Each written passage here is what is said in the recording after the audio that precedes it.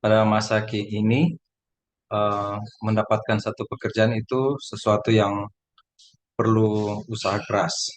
Jadi untuk dapat satu pekerjaan harus bekerja keras. Kira-kira begitu untuk zaman sekarang ya. Apalagi ketika dibilang nanti tahun depan akan ada resesi, jadi beberapa perusahaan malah membuat kebijakan untuk mem-PHK atau pindah tempat usahanya sehingga akan menyulitkan para pencari kerja atau para pekerja ya. Mereka yang bekerja terancam berhenti, sementara mereka yang eh, sedang mencari pekerjaan kesulitan untuk mendapat pekerjaan. Selalu seperti itu, ya, selalu seperti itu. Kecuali memang harus berusaha sendiri. Tapi itu pun perlu modal dan sebagainya. Ya, yang pasti adalah setiap kali ada orang berusaha untuk mendapatkan pekerjaan, maka itu akan selalu akan ada berhubungan dengan usaha yang keras ya. Selain memiliki keahlian dan eh, sebenarnya juga termasuk relasi gitu. Juga ada yang berhubungan dengan menurut orang dunia keberuntungan ya. Atau kalau orang percaya, orang Kristen bilang eh, kehendak Tuhan. Nah, selalu berusaha.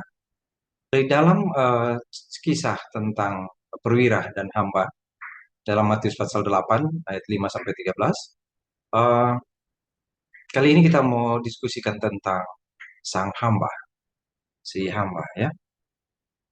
Kita bisa membayangkan bagaimana ketika dia eh, diambil untuk menjadi hamba di rumah sang perwira dari pasukan Romawi, waktu itu di Kapernaum ya, kisahnya di Kapernaum. Bagaimana dia menjadi hamba di tempat itu?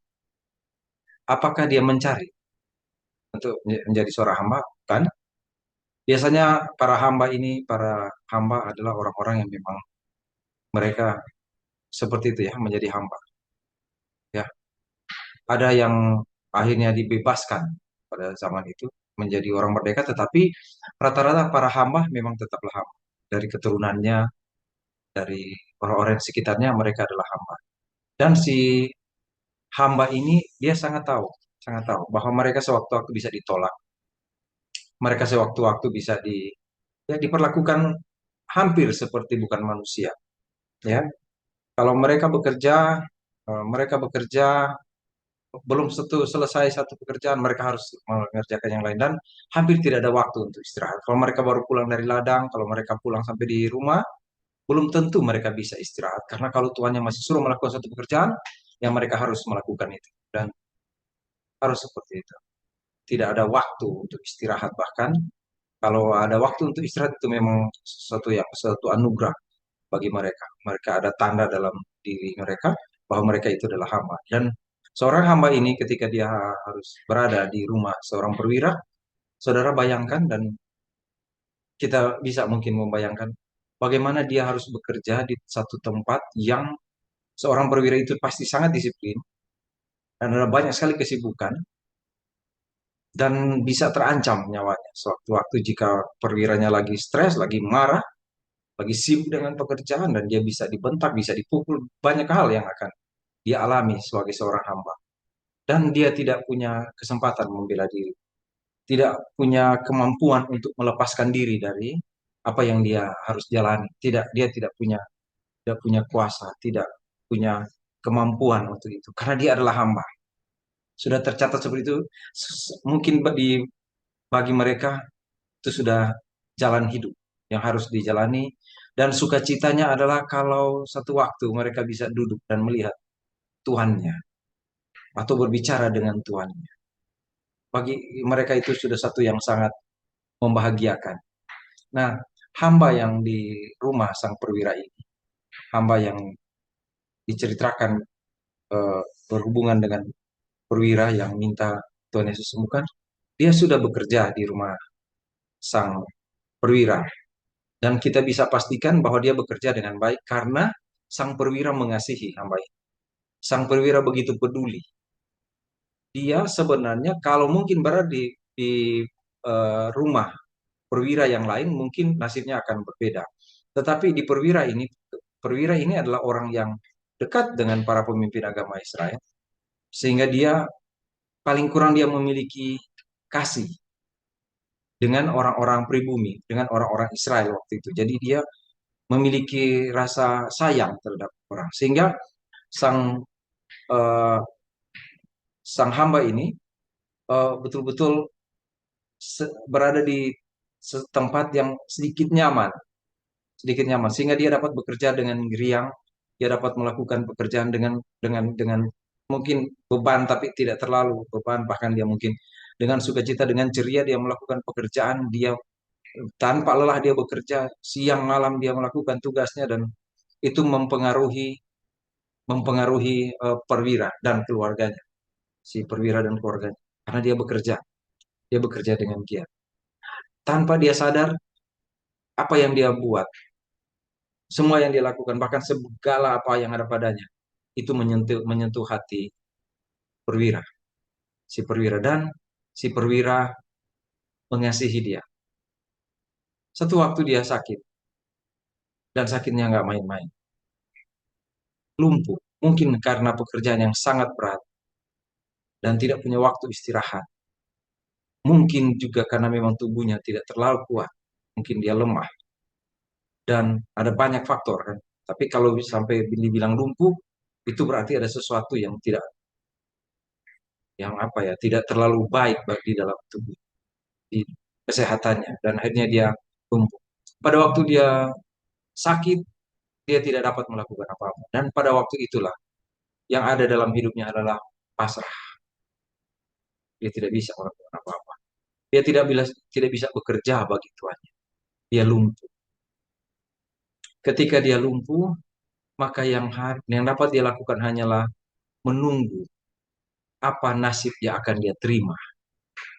Apa yang akan dia terima sekarang. Kalau dia percaya pada Tuhan, mungkin dia akan berdoa. Kalau dia percaya pada sesuatu yang bukan Tuhan, dia mungkin akan berharap, beri saya kesempatan untuk sembuh. Sebab kalau saya tidak sembuh, saya bisa saja dibuang. Saya bisa saja diabaikan. Bisa saja. Tidak ada yang peduli, tidak ada yang dapat menolong. Jadi dia cuma diam saja. Tidak dapat melakukan sesuatu. Seorang hamba yang tidak berguna. Sudah tidak berguna. Saudara bayangkan kesedihan, putus asa. Tidak bisa apa-apa. Setiap kali ada suara datang ke tempatnya, dia berbaring dan dia tidak bisa apa-apa. Selalu ada ketakutan di hatinya. Apa yang akan terjadi pada saya? Bisa saja saya diangkut lalu dibuang saja di luar, atau ditaruh di tempat di mana. Dia bukan orang yang punya sesuatu untuk dapat membela diri. Tidak punya. Dia tidak punya hak apapun. Jadi kalau dia hidup, itu memang cuma hidup saja. Tidak dapat menuntut apapun. Tidak ada. Dia tidak bisa. Jadi setiap ada bunyi langkah datang ke tempat, dia hanya ya menunggu apa yang akan terjadi. Karena hamba, cuman hamba, tidak dapat meminta apapun. Tidak ada. Sampai satu waktu, tuannya datang. Sang perwira datang dan bilang padanya, kita akan berusaha, kita akan lakukan sesuatu supaya engkau sembuh. Saudara, seperti air sejuk mengalir di waktu panas di padang gurun. Ada air sejuk mengalir di kerongkongan. Ternyata tuanku tidak membuang. Ternyata Tuhan, sang perwira, tidak membuang, tidak mengabaikan. Sang perwira bahkan berjanji akan mencari orang yang dapat menyembuhkan dia. Ketika dia mendengar itu, ada damai. Ternyata kalau saya sakit, saya tidak dapat melakukan tugas, Tuhan saya peduli pada saya. Itu yang saya sampaikan kalau si Tuhan mengatakan itu padanya. Tetapi kalau tuannya tidak mengatakan apa-apa padanya, Cuma ada di pikiran tuannya bahwa dia akan menyembuhkan, akan berusaha untuk menyembuhkan hamba ini, maka dia tidak akan memiliki sesuatu yang memberi harapan dalam hatinya. Dia akan tetap dia menunggu nasibnya apa yang akan terjadi. Di dua kemungkinan itu. Apakah tuannya bilang padanya, saya akan berusaha untuk menyembuhkan. Atau tuannya tidak mengatakan apa-apa padanya, dan hanya diam saja. Karena dia cuma seorang hamba. Dia tidak dapat melakukan apa-apa. Sampai ketika semuanya tenang, tidak ada suara, semuanya tenang, dia tinggal diam sendiri. Tetapi pada satu siang, tiba-tiba dia bisa berdiri. Dia tidak tahu dari mana. Dia tidak tahu apa yang dibuat. Dia tidak melakukan apa-apa. Tetapi tiba-tiba dia bisa menggerakkan kaki.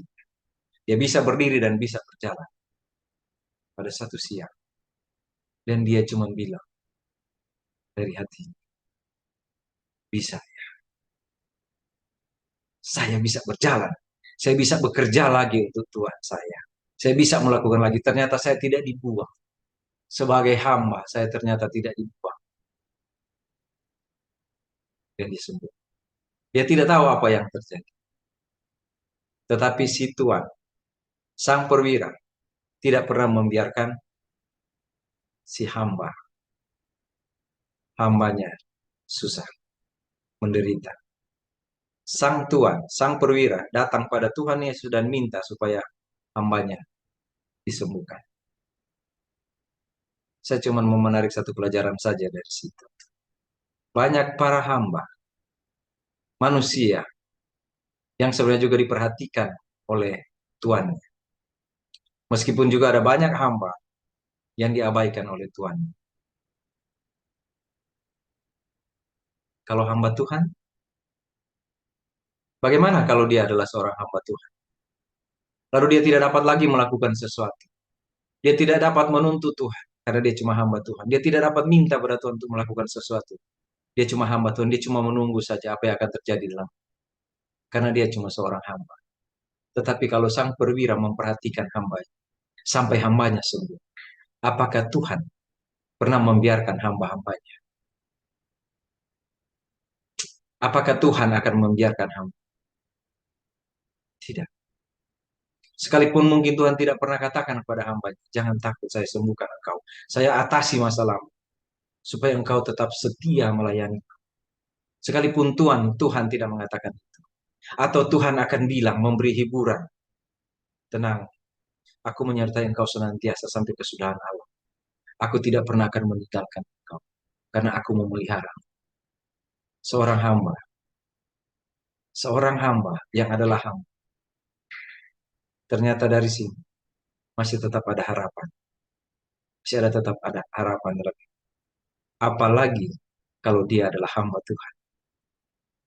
Jika saudara adalah hamba Tuhan,